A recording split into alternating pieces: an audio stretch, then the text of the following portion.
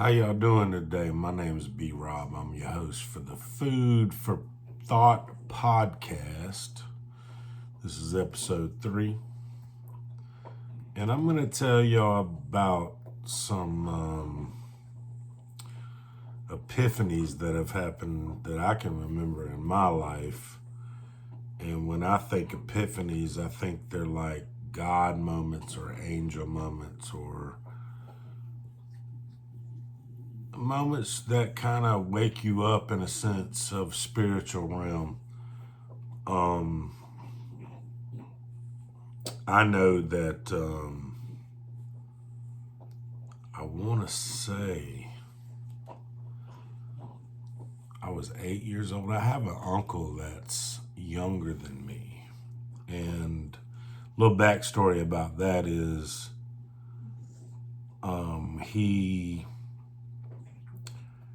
he was born.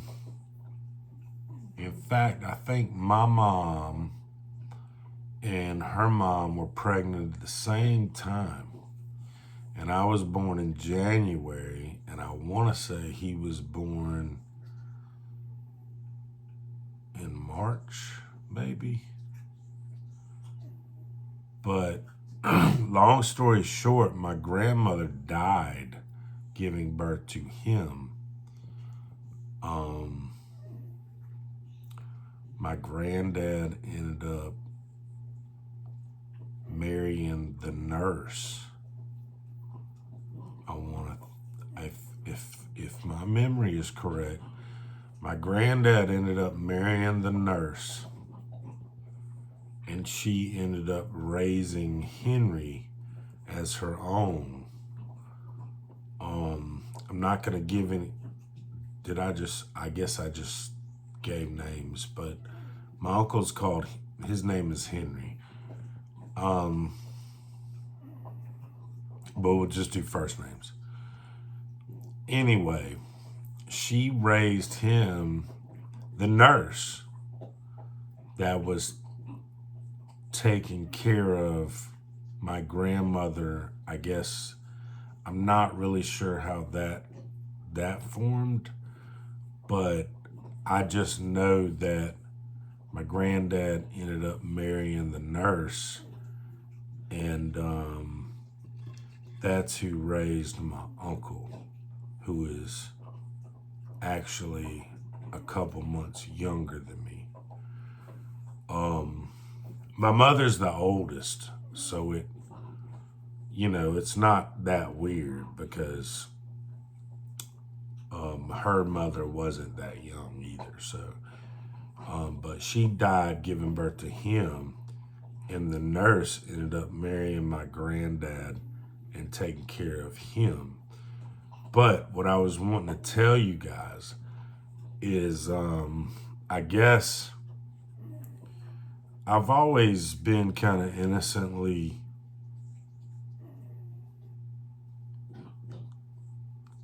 protected and told the truth my whole life. Because I guess when we were 8 years old or what have you, we were at a family gathering at my granddad's, who had already at this point divorced the nurse. Maybe not 8, maybe we were closer to 10 or 11. Because he had already divorced the nurse and moved in with somebody else. But that doesn't matter. Okay. At this family gathering, when we were young, I don't know how the conversation came up, but Henry was talking about Terry and this, that, and the other, which was the nurse who raised him. But I was just like, I was young, and I was just telling the truth because I knew that it wasn't his real mother. So I was just like, that ain't your real mom. And he had no clue, so he kind of freaked out. And, that was all the adults were having a good time, probably drinking beer, what have you. I mean, it was what it was. I mean, it was the early '80s, and they were probably, but the adults got kind of pissed off at me because they didn't really want to deal with that at that time, because that was something that I guess they didn't think I would drop. I mean, I got a big ass mouth, so you know what I'm saying. I mean, if you're gonna tell me some shit and expect me to like keep a secret, you telling the wrong dude. I'm gonna tell you that right now, because I'm all about the truth. Always have since I was a little kid, and I don't know where that comes from, but it's just been me. And so like that shit just dropped, and like it was bad. Like they all freaked out, parents all freaked out, and they sent my Uncle Mike in to discipline me. I guess he was supposed to whip my ass or whatnot. But the cool thing about this man, my Uncle Mike, was me and him had a pretty good bond, and he never whipped my ass. He just talked to me, and I mean, he really couldn't say much because the truth is the truth. You know what I'm saying? It was just kind of like worked out that way. It's epiphany. You know what I'm saying? You get, because if my granddad would have came in there, he'd have tore my ass up and wouldn't ask no questions. I mean, that's just the man he is. I mean, he was military, and that's just what it was. So he sent Mike in there, which is his oldest son, and my mama's brother. She's the oldest, but he was the oldest son. And Mike was supposed to come in there and tear my ass up, but he didn't. We just talked, and everything was good, and that was another epiphany. And it's shitty that you get in trouble for telling the truth, and it's shitty that adults try to hide the truth, but that was the world they grew up in, and that just, they thought it was best for him, until he was old enough to realize the truth. But it just happens that his nephew, which is a little bit older than him, dropped a truth bomb on his ass. But that's the way life works.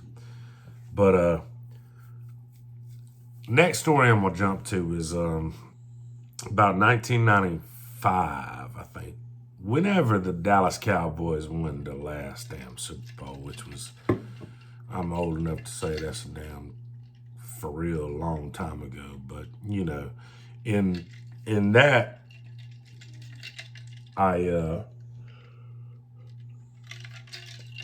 which I don't know if I told y'all this or not. Yeah, I did tell y'all this. I was adopted.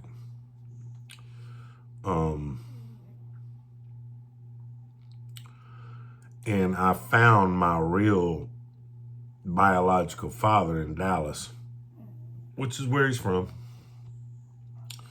Found him, when I was 18, but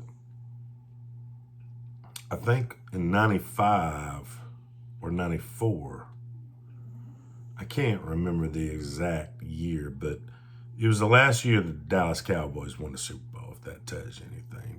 They've been sucking ever since, so I can't. Sorry, Cowboy fans, but truth is what the truth is. At least you're not a damn Falcons fan. That's all I'm gonna say. But anyway, I moved to Dallas. I had done a lot of things when I was young. I was confused. I didn't know what I was going to do. I didn't go to college like most kids to get programmed and to get indoctrinated for this life that I was about to experience. But and that's cool. Some of us don't, and some of us turn out just right. But anyway, I was in Dallas. A couple things happened in Dallas. It was crazy. Dallas was crazy. Like the first day I was there, I stopped at like a Turtles record store. And I don't know if y'all know what a Turtles record store, but is back in the day we used to buy CDs and cassettes and records and shit from Turtles, which Turtles I think used to be something else, but it ended up Turtles, and you get these stamps, and then you use these stamps, and you could get free CDs and shit. You know, that was back before people. That was back before we had online. I'm not gonna say back before we had computers, because we've always kind of had computers, but before people had access to them, and people had access to the internet to steal everything. So, but anyway, that alone, like the Turtles, I walked into the Turtles, everything was cool, you know, because I had to visit every record shop in every friggin' place I ever went to, just because I was a music guy. But the cool thing about that day was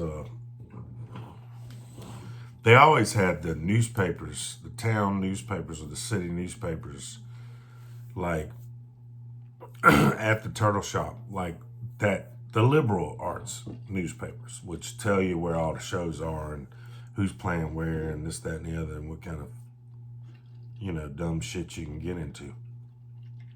So I saw Kurt Cobain had already died. I think he died in 94. So this new band that I'd heard of, that Dave Grohl was a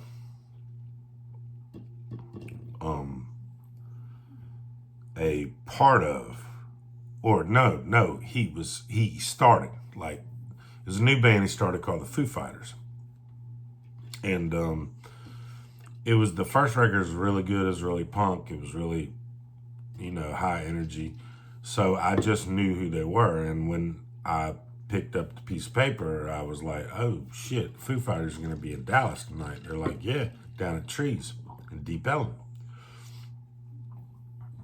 And I'm like, oh shit. So like, I was like, how much tickets? I mean, back then tickets were like 12 bucks, you know, so I mean, it wasn't nothing.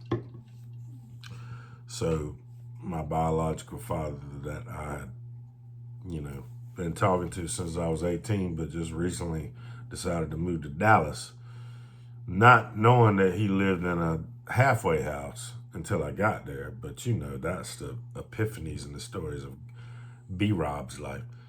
But anyway, he was like, yeah, that's cool, let's do this. So he wasn't gonna go because he didn't do bars and shit. But so I bought a ticket, and I was like, and I asked him, I was like, what's the deal? I mean, I know in Augusta you gotta wait in line for freaking ever and show up 4 hours early and to get searched every orifice of your body and this, that, and the other. I mean, Richmond County's kind of a joke. Well, it was back in those days. I haven't been down there in a minute. So, but they were like, yeah, man, you need to get there early. So I got there, probably 2.5 hours early. My dad dropped me off, and nobody was there. Like, it was nothing. But the tour bus was on the side of the building. I'd never been to this place before. So I'm just hanging out, smoking a cigarette. And tour bus door opens. And guess who walks out? Dave Grohl. And he had a Flying V guitar. And he was like, no, it wasn't a Flying V. I want to say it was a Gibson. It was one that the guy in Def Leppard played, not Steve Collin, but or Phil Collin, but the other guy that died.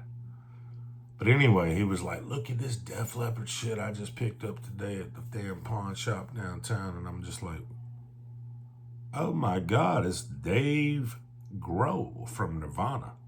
Holy shit. And he was a little dude. Like, I don't think he was like, I'm 5'11", and I think he was like more like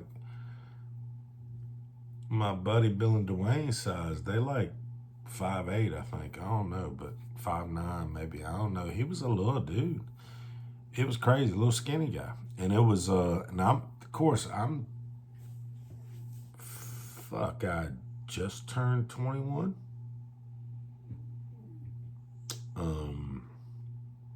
Yeah, it was absolutely crazy. I had nothing for him to sign, so I had him sign a dollar bill. And crazy story. But they killed it that night. And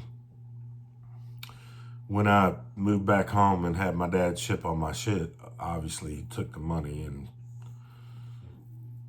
obviously a dollar bill signed by Dave Grohl. But if I had that now, that'd be pretty cool, wouldn't it? Yeah. Another crazy epiphany thing that happened in Athens was I found out about a up-and-coming band that came out in '94, the Toadies, and they were from Dallas, Fort Worth. And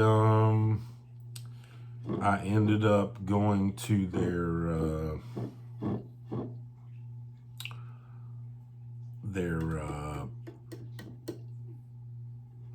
record-breaking ceremony for Rubberneck at Trees, and Frog Pond opened up for them, which was a killer female band. That was amazing. And then they kind of fell off the earth, and then I want to say 2000, they came to Columbia, and the guy couldn't sing, and I ended up going on stage and singing for him. And that was really cool because all my friends got to see that, and that was one of the bands that I had brought back home from Augusta that nobody had really heard about, called the Toadies. So that was a cool thing too. Cool epiphany, a cool epiphany, a cool epiphany. But one of the biggest ones when I was in Dallas was I worked odd jobs. So I worked pest control. I learned how to install cable. I learned how to do a lot of crazy shit as a young adult, as a young man. But I was installing cable, and I was done for the day. And I had flown my ex-girlfriend at the time. Her name was Susie. No last names to protect the innocent. But I had flown her to Dallas. Well, her parents did, because I was a broke bitch. But anyway, she was in Dallas, and I was working that day. And one of the stops was in Oak Cliff, which I don't know if you know about Oak Cliff. It's like where Dennis Rodman grew up. It's like gang territory. It's like one of the worst, filthiest parts of Dallas. I don't know about now, but that was back in the 90s. And I had no clue about that, but I learned real fast in a hurry because my boss called me about 6 o'clock when I was on the way home. And he was like, "You missed a stop." And I was like, "Yeah, nobody answered." Like, I rang the doorbell 20, 30 minutes, nobody answered. And back then, we didn't have cell phones. We're getting texts. We had Mapscos. I mean, that's how we got around. And for the kids who have no clue what that is, it's like a 300-page book of a city. And it basically puts it in zones, and you have to follow the map. And it's very confusing. Yeah, kids don't know shit about that. But anyway, he called me. He said, "Man, they calling and raising hell." And I'm like, "Well, I mean, I don't know what to tell you." He's like, "Well, I don't know what to tell you. You ain't gonna have a job if you don't go out there and do the cable box." And I was just like, "Are you kidding me?" They were like, "Yeah." Of course, that's the way business was back then. I mean, we didn't have no soft bullshit. It was like, do your shit or you get out. Fuck around and find out, I guess. Whatever. So I went back to my place where she was at waiting for me and grabbed her. And I was like, we got to go run to this job and then we'll go eat. And we went out. And I don't know if you guys know about Dallas, but back in those days, every exit looks the same. It's flat. It's like there's a lot, especially out near Oak Cliff.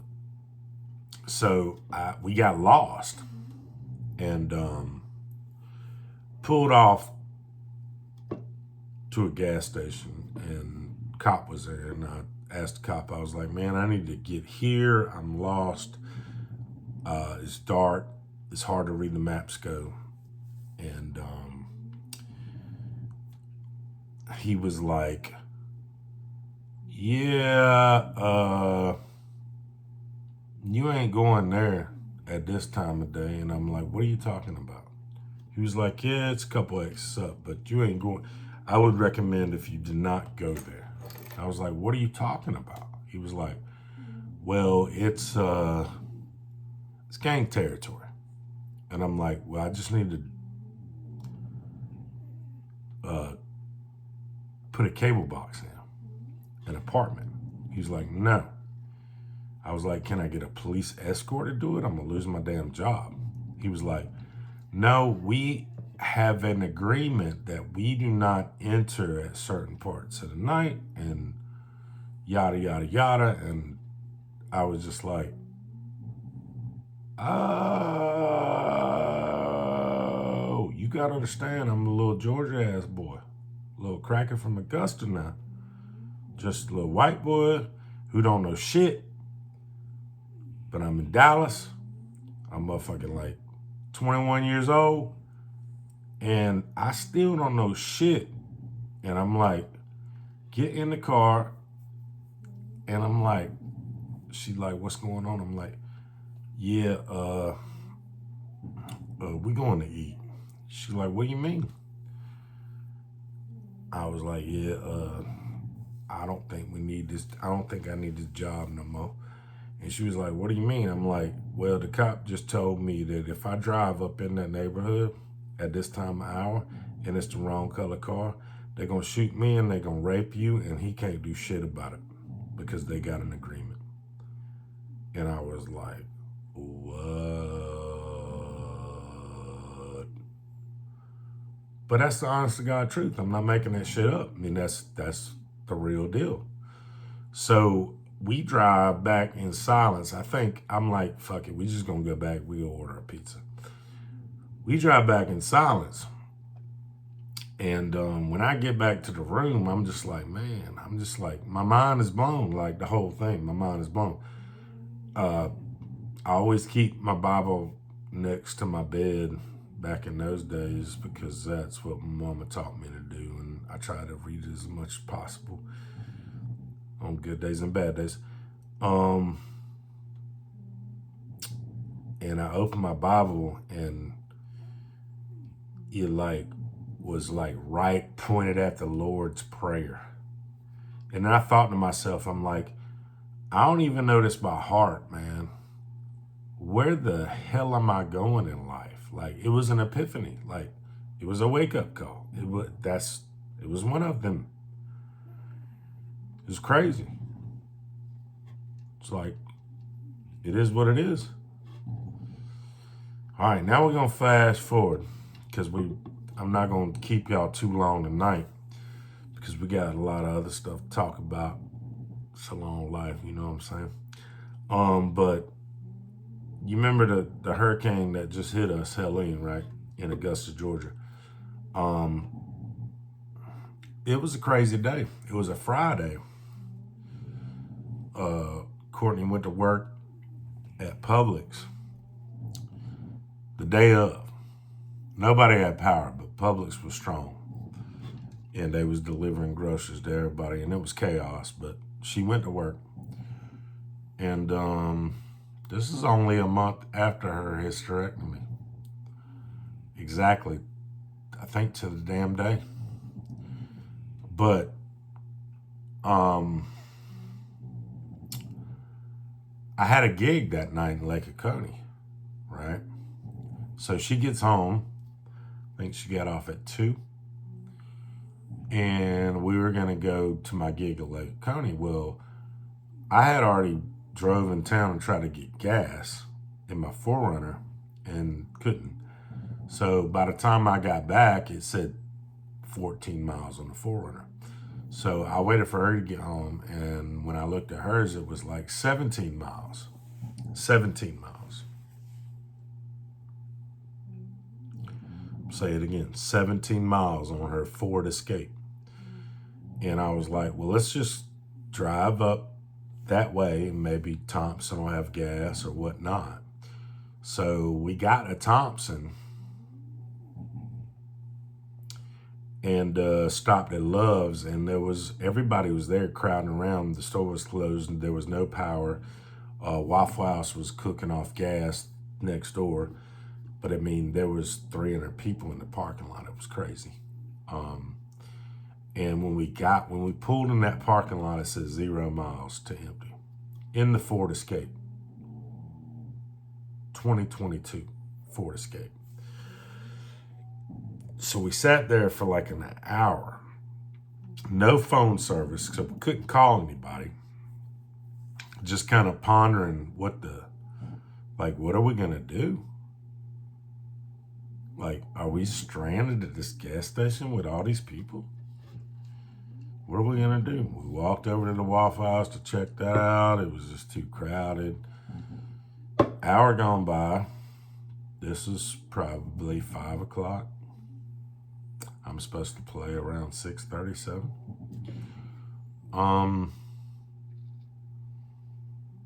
Nothing.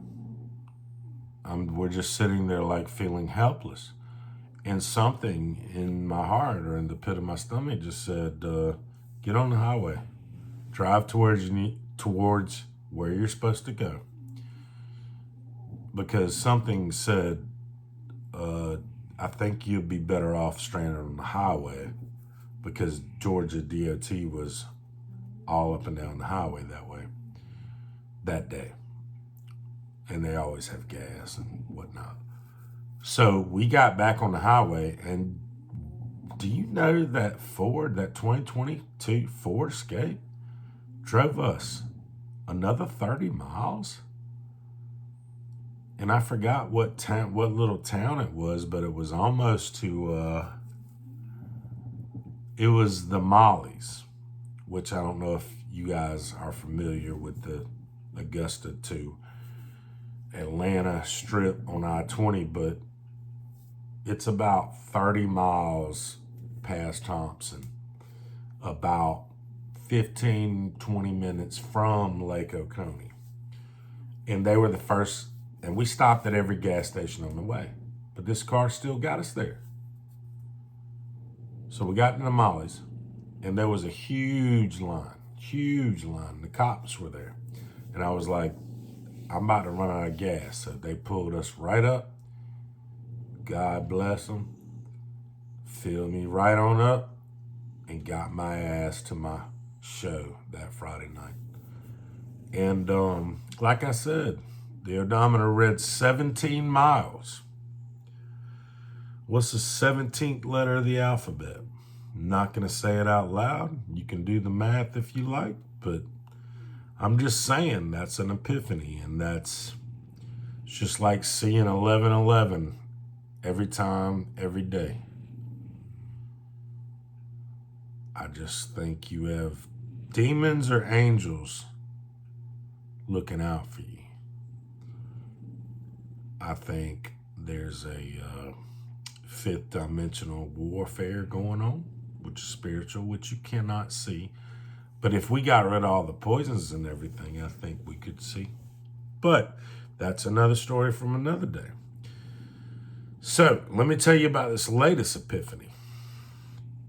I try to do these at least once a year from my buddy Matt Doyle. I did shout out to local scene, Matt Doyle, my boy, killer ass drummer, and he just does a lot for a local music community, even though they shit on him a lot. I love you, boy.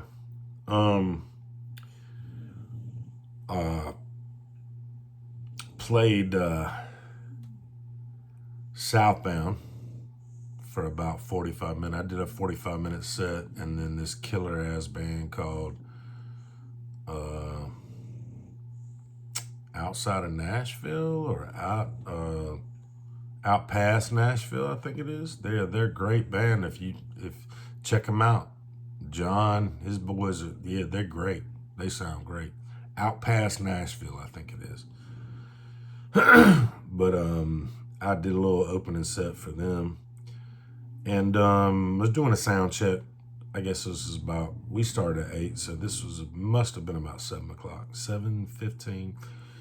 Did a sound check, and I noticed, well, I didn't know this at all, but I did Hootie Let Her Cry as my sound check. Okay. Which I didn't plan on playing that song. That was just when it came to my head to do the sound check on. So after the sound check, I walk outside to smoke a cigarette, and there's 2 ladies. One's crying her ass off, and then one's like, "Hey, let me tell you a story." And I was like, "Okay, yeah, hey, my name is Pete Rob. How y'all doing?" And she was like, her mother died 2 weeks ago. Her mother's favorite band was Hootie and the Blowfish.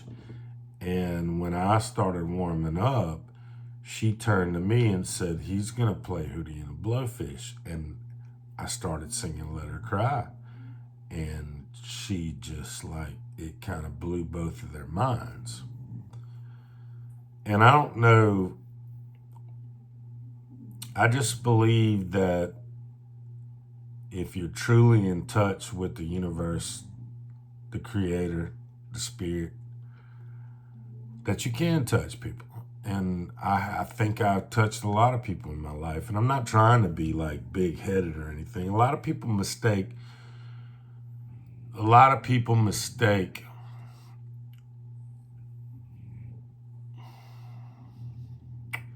some of the things that bring me joy for bragging, big-headedness. A lot of people think that, and my own mother has done that. But people don't understand. You want to talk about proud, man? I didn't really come from much. So, like, I learned to be proud for everything that I do, and it's just me. And I hope that rubs off to people in a good way so they can do the same, because people don't need to not feel proud about what they do. Especially if people are touching people without even knowing they're touching people. And then people give them that compliment of doing that. I think that's an amazing gift in life, and I think people need to pay more attention to that than the negativity. That's just me.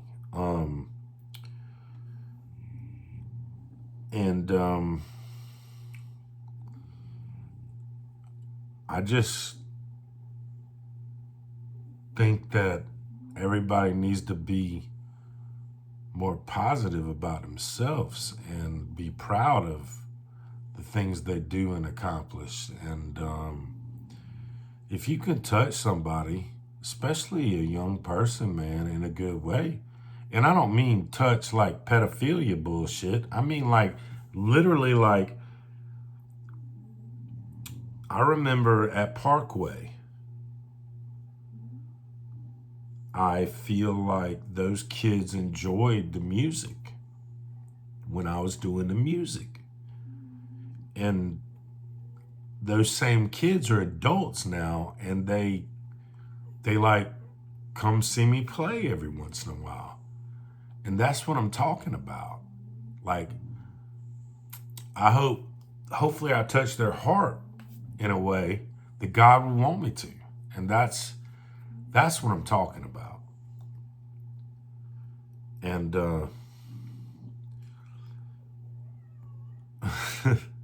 I'm gonna leave y'all with this funny ass shit, right?